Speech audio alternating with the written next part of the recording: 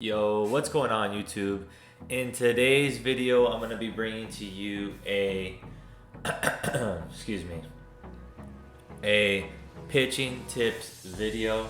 And I know I've done hitting tips before and I've been asked to do pitching tips, so here it is. I'm going to be bringing to you a pitching tips video and things that I think that you should be doing to make you successful, to help you become more successful when being on the field and trying to get out of innings. So obviously these are the pitching settings. We're going to practice on legend. It's the hardest difficulty to practice on, so that's where we want to practicing. If you can get down legend, you can always go down to the easier difficulties and be able to use the analog or use whatever you use a lot better. I'm not going to tell you what to use. I'm going to give you my opinion on what the best to use is, because there's, you feel comfortable with what you practice with, you know what I mean, or with what you use. But in my opinion, pure analog has always been the pitching interface that top players use, and that it's been widely known. It's the one that you can pitch the best with and can dot the best with. Now, there is a lot more RNG to pitching recently in the last two installments of MLB The Show than there used to be in the past. However, pure analog is still the one where it's going to give you the best results if you can consistently hit your analog meter.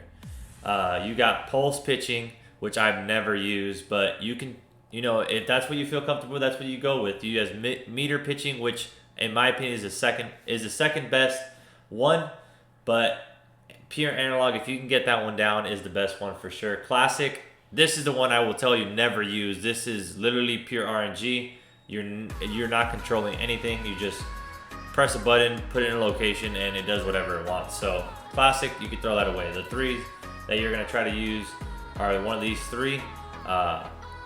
And you might find more success using pulse than pure analog, or might find more success using meter than pure analog. But in my opinion, like I said, the best way to go is gonna be with pure analog. So we talk about pitching view. We're gonna talk about the different cameras. I like to personally use strike zone. I'm not telling you that's the best one. I like to personally use it because it's the camera I use hitting wise. So I'm just used to that camera, and obviously it helps you track. You can track pitches while you're pitching as well. So you're visually, you're mentally and visually getting reps while pitching. So, but you can use any other camera view. I started a while using the pitcher offset, and I kind of liked it, but I went back to the strike zone because I felt like I needed to get the mental reps and visual reps when I was pitching. So, and I just was comfortable with it. And but one of these pitcher ones are not bad at all. When you're behind the pitcher, these are pretty good. For whatever reason, it makes you hit the analog or whatever better. Maybe it's a mental thing, I'm not sure, but you can try it for yourself. Play with the cameras and see which one you are most successful with. For the pitching ball marker, I just go pitch trail on. I was using classic for a little bit last year in MLB 19, but I went back to pitch trail on this year because I felt I was more consistent with it. Again, it could be a placebo effect type of thing. Just, I don't know. That's what I use. Not telling you that you shouldn't use classic. So just depends on what you want to use. And then the rest is just nothing. There's nothing more to it on this, Just those are the main ones for when it comes to pitching. So, all right, the next thing you want to do is, I'm going to just load my roster real quick. Use the pitchers that I use in practice mode, or the pitchers that I use in Diamond Dynasty. I'm going to use them in practice mode, so that's why I loaded my rosters. Like I said, in my other video where you learn how to put your DD team onto a team, you trade players over, do the same thing with pitchers with an opposite team, so you can be facing the pitchers. When you take BP, you can be facing the pitchers you're going to be consistently facing in Diamond Dynasty, and vice versa, facing the hitters you're going to be consistently facing in Diamond Dynasty on practice mode. So you're gonna go over to practice mode, go over to pitching, and we'll say you're using Kluber. We'll go with Kluber because everybody has them at this point, I'm sure, and you're gonna use them. So we'll start here. Throw a sinker low and away. Right there, we got good. Of course, it didn't end up where it was supposed to. Like I said, there is RNG when it comes to pitching, but that's a good result. We're gonna do it again. Boom. All right, that wasn't as good, and it ended up over the middle. We'll do it again. And basically, that wasn't terrible. I hit my hoop, but I was just late. So basically, we're gonna practice pitches in certain locations that we throw. We know that when it comes to pitching, we have to try to find the opponent's weaknesses. Very effective pitches are sinkers to lefties, sinkers away, anywhere in these realms, or you can backdoor the sinker inside as well, but away usually, for whatever reason, the timing with it is people struggle with, so they're later on the later side, or then they overcompensate and they hit it on the earlier side, and they'll roll it over. So like I said, and vice versa with lefties to righties, the sinker away, same thing. And then to righties, the sinker inside is a tough pitch to catch up to. Especially if somebody with a late break like Kluber, you're gonna bust people inside. And then that's when it comes to sinkers. So now we're gonna talk about another pitch, which, let me just go with this right now. The best combination to have as a pitcher is someone that has sinker and cutter. A sinker-cutter combo is just very effective. The sinker, you have to be a little bit quicker on to catch up to, and the cutter is vice versa. You have to be a little bit slower with the bat to actually be able to hit it on a consistent basis with good timing. For whatever reason, the cutter's window timing when it comes to it is kind of off, in my opinion. Because I could throw a sinker at 95 and a cutter at 95, and I know for a fact that I need to gear up a little bit faster for the sinker than I do the cutter, and I have to wait back on the cutter. So when it comes to cutters, we like to throw them in this realm to lefties. A lot of people swing over them, or swing just a bit under them, or they swing through them, especially off the plate, because it looks like it's going to be a strike, and if it's somebody like Kluber has a really good cutter, or Hershiser, or Mariano Rivera, someone like that, it looks like it's going to be a strike, and then all of a sudden it just absolutely dashes over to the completely inside like that, and it just misses for a strike, but they swing at it because they think it is a strike. So those two pitches are very good combos. And you have somebody like Kluber has a slurve, so you can work those pitches with the slurve in there and make them look very similar, and that's called tunneling. And when it comes to tunneling, you're throwing pitches out of the same release, but in different spots that look the same. So let's say we're gonna go with sinker high and away. Boom, I got it high and away, strike one. Now let's say I'm gonna go in the same realm. I'm gonna throw that cutter that starts in the same spot, but then it breaks the other way. I don't care if I hit the home run that's against a computer that has Chipper Jones on legend, doesn't matter. But that's what tunneling is, and that's why the sinker and cutter are very good pitches, because one breaks one way, the other breaks the other way. Okay, you can use those pitches to tunnel very well. Then you can use the slurve as well off the cutter. So you use the slurve, boom, dotted right there. I was completely out. I'm not even gonna throw to first like an idiot. Whatever, don't really care. But you could throw the cutter or throw the slurve off the cutter as a very good tunnel pitch in the same. Let's say you threw the cutter inside or you threw it away. Boom. It started off over there. Now you want to throw the slurve like in this location. And boom, that was a fucking cutter again. I don't know why I pressed that button. There it is. And right there, those are two pitches that are going to look pretty similar. But, you know, obviously there's going to be a break to one because of the slurve. And it's going to be have a about 5 to 7 mile an hour difference. And that could be the difference in somebody swinging through a pitch or rolling something over if they were expecting the cutter or recognized cutter. So, changeups, they're pitches that I think you should be throwing like with. You should be throwing them, but not something to use to a forte, especially if it's somebody like Kluber. He doesn't have the changeup in his number 1 slot, number 2 or 3 or 4. It's his last slot. So that's probably when they put the pitches in order, like your primary pitch is your best pitch.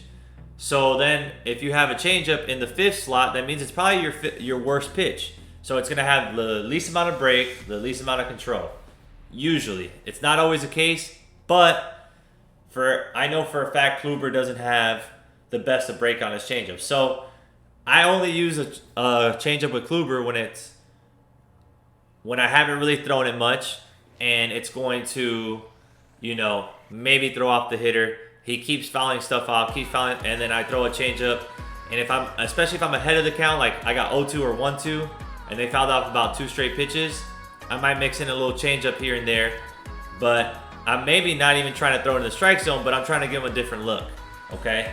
And then same thing with the 4-seamer. Like, obviously the sinker is way more effective than a 4-seamer. However, if you throw sinkers and cutters and then you mix in a 4-seamer, you know, that could always throw off the opponent because it's a straight fastball, no movement, and they might be seeing sinker and been waiting on sinker and they're going to drop a little bit or whatnot. So, like I said, cutter, sinker combos, best combination. However, another combination that only one pitcher has this year right now, and I thought Kerry Wood was going to have it, but he didn't. He's still very effective, though, if you can dot up with him and because of his velocity. But Rob Dibble, obviously, he's the number 1 pitcher when it comes to, in my opinion, the bullpen guy. He's the number 1 guy because he has outlier with a cutter.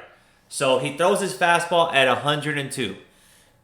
Pretty much every time. I mean, sometimes it might only be 101, but out of 10 times, I'm going to say he's going to throw it 8 to 9. I would say 9 out of 10 times it's going to be 102. Then you throw a cutter. He throws it at 91 to 93, maybe 94 pushing, but usually 91 to 93. It looks exactly like the fastball, except it has late break. And then at the end of the day, like I said, the cutter, even though it's coming 91, 93, it has, for whatever reason, it has an even slower, like, timing window.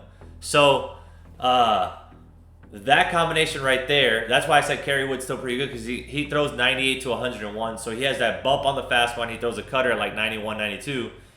So it's a good speed mix or speed differential, but it's not that 102. For whatever reason, that 102, when it's coming in, it's got an extra gear. And you have to gear up for it. That's why I was hoping Kerry Wood had an outlier. Unfortunately, he doesn't, but it is what it is. There should be one pitcher in the starting rotation this year that has outlier with a cutter, like Rob Dibble, except with 5 pitches, which is going to be Verlander. Because we all know Verlander can pump 103 in his prime. They give him, obviously, they're going to give him a signature series or a prime card. He should have that outlier, and he's going to have a cutter, like he did last year with the signature series. And it came in at 91, 92, and he's going to be a big problem. And if that's the case, he'll be the number 1 pitcher this year. I promise you that. Because Dibble is the number 1 bullpen pitcher for a reason. And you're adding a changeup, a slider. No, sorry. A changeup, a hard slider, because Dibble has a slider, but it's slow. Hard sliders are harder to pick up. You can mix them in with the cutter. And a 12-6. The dude's going to be disgusting. But we're not going to talk about a guy that's not in the game yet, so just for future references, guys. But yeah, so when you're looking for pitchers, you want to look for that sinker cutter combo. So right now in my rotation, I have Corey Kluber, Orel Hershiser, Al Leiter, Casey Mize, 4 guys right there, cutter sinker combo. And I have Kerry Wood as my last one because of that 4-seamer with cutter, and you know he's pretty hard to hit in my opinion. But other guys that I would use are the new Yu Darvish. That prime Yu Darvish has a cutter sinker combo. Dustin May is still, in my opinion, really good. I'm not going to say really good, but he's good. You got Cole Hammels. He does have a sinker cutter combo, but he has a two-seamer that runs quite a bit, and that's the main fastball you want to use with him, is that two-seamer, and he has a nasty cutter. And then obviously Lodolo with a nice sinker, but he doesn't have the cutter. But like I said, the top 5 pitchers right now are, in my opinion, are Corey Kluber, Casey Mize, Oral Hershiser, Al Leiter, Kerry Wood. 4 of the 5 have the sinker cutter combo, and one of them throws gas with the cutter. So if you got a guy that throws gas with a cutter, it's tough to pick up. But when it comes to doing things here in practice mode, we want to practice pitches we might not throw in the game. So I might not throw a changeup up and away, but I'm going to practice it here just so I can have it in my bag of tricks. And if you get comfortable with it, you can throw those pitches. That's a pitch that people don't throw. You throw slurves up and into righties. I wouldn't probably throw that in the game too much because it's definitely, if I miss my spot, it's probably going to hang and miss over the middle. But that's a good pitch to throw because people don't see it. Slurves up and away to lefties. See, I missed. That's going to miss over the middle. But if I keep practicing it, I might get good enough. Cutters backdoor are great pitches. Okay. And then slurves up and into lefties too. Those are tough pitches to hit. You want to practice those pitches that are very tough to hit, like changeups up and away. That's something that we won't see too often and might get somebody swinging through it or rolling it over. Those are the pitches that if you practice and keep in the bag of tricks, you can go to them in key situations that you might need to get that out or might need to get that key double play and somebody's going to roll over or something like that, or jam it to the shortstop on a weak ground ball, we can get a double play.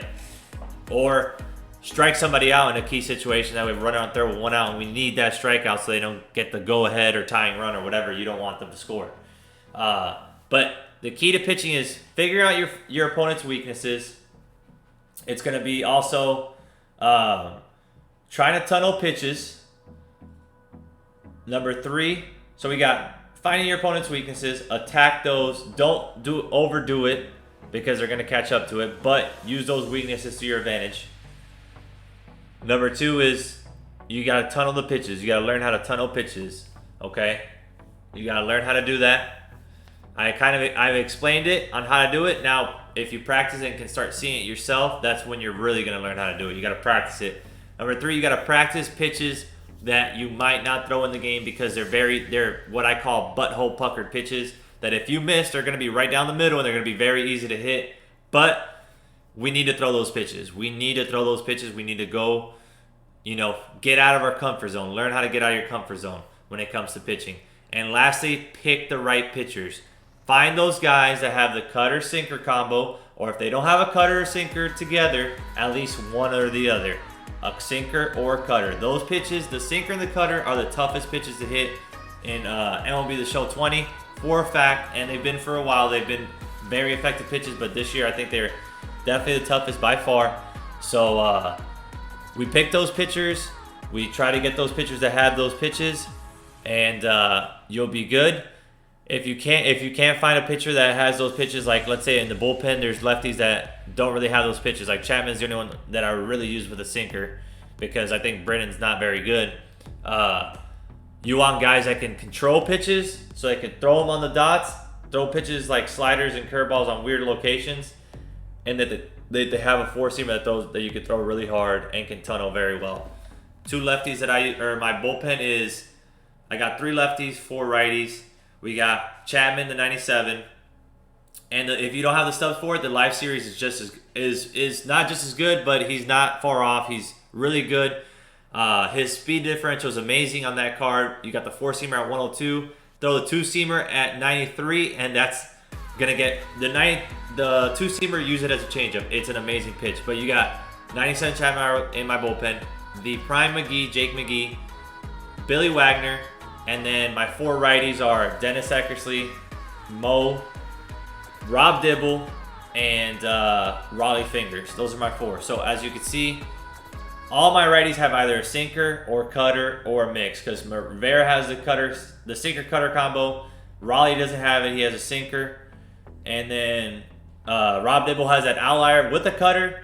And of course, Eckersley has a sinker. So Anyways, you guys, I hope this video helps you. I hope you guys put what I said into play and helps you with pitching. And hope you guys go into practice mode, practice those pitches that might be tough to pitch, even practice the regular pitches, okay? The regular pitches that you're gonna throw on a consistent basis so you can get the repetition over and over and can dot them over and over.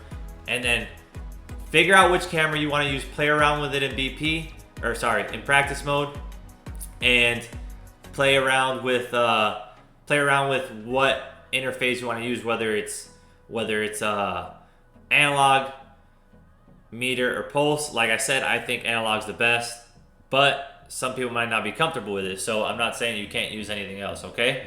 Alright guys, I hope you guys enjoyed the video. Make sure you subscribe if you haven't yet. Turn those notifications on. Leave a like on the video. If you got any questions or comments, leave them in the comment section below. I'll try to answer them as quickly as possible. Also, if you haven't checked out my Twitch channel, make sure you check out my Twitch channel. The links to my Twitch channel is in the description below. And as well, I just brought out merchandise, OFS, oops fucking sorry merchandise. We got hoodies, we got long sleeve tees, and we got t-shirts. Link to my store on Teespring is in the description below, so make sure you go check it out and grab you some nice merchandise. Alright guys, appreciate you guys watching, and until the next video, peace.